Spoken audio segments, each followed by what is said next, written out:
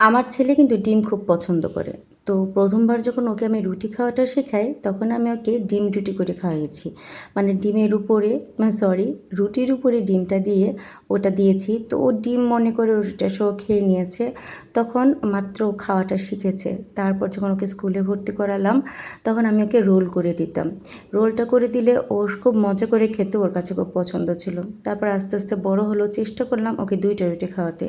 কিন্তু যখন থেকে সে আলাদা আলাদা রুটি আর ডিম খাওয়া শিখলো, তখন দেখা গেল সে একটা রুটি খেয়ে ফেলছে, ডিমটা এভাবে খেয়ে ফেলতেছে, ২টা রুটি আর সে খাচ্ছে না। কিন্তু ওর এখন ২টা রুটি খাওয়া খুবই প্রয়োজন। কি করা যায় বলুন তো? ভাবলাম এই টেকনিকটা আবার অ্যাপ্লাই করি। সেটা হচ্ছে ঠিক এইরকমভাবে যেভাবে আপনারা দেখছেন। এরকম করলে যেটা হয়, আমার বাচ্চা কিন্তু ২টা রুটি খেয়ে ফেলে এবং তার পেটটা কিন্তু অনেকক্ষণ ভরা থাকে।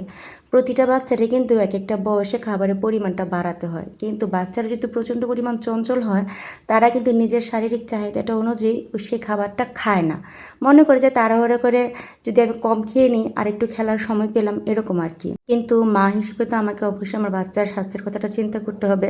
বাড়ন্ত বয়সে কোন খাবারটা দিলে ও দ্রুত খাবে কিন্তু ওর পুষ্টিগুণ পাবে শতভাগ, সে চিন্তাটা রাখতে হয়।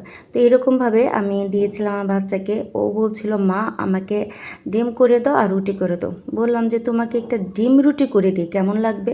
বলেছে এটা তো অনেক মজা হবে। তো বাস এভাবে দিলাম। তার মাথাতেই ছিল সে ২টা রুটি খাচ্ছে। সে খুব মজা করে সম্পূর্ণ খাবারটা কিন্তু শেষ করেছিল।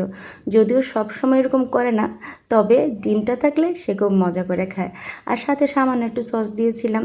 অনেক সময় দিই, অনেক সময় দিই না। তবে সসটা দিলে যেহেতু বাচ্চারা খুশি হয়, সেহেতু দিতে একটু মানে খারাপ লাগলেও দেই। খুশি তো হয়, তাই না? মাঝে মাঝে বাচ্চার হাসি মুখটা দেখতেও ভালো লাগে। সবাই ভালো থাকবেন। টাটা।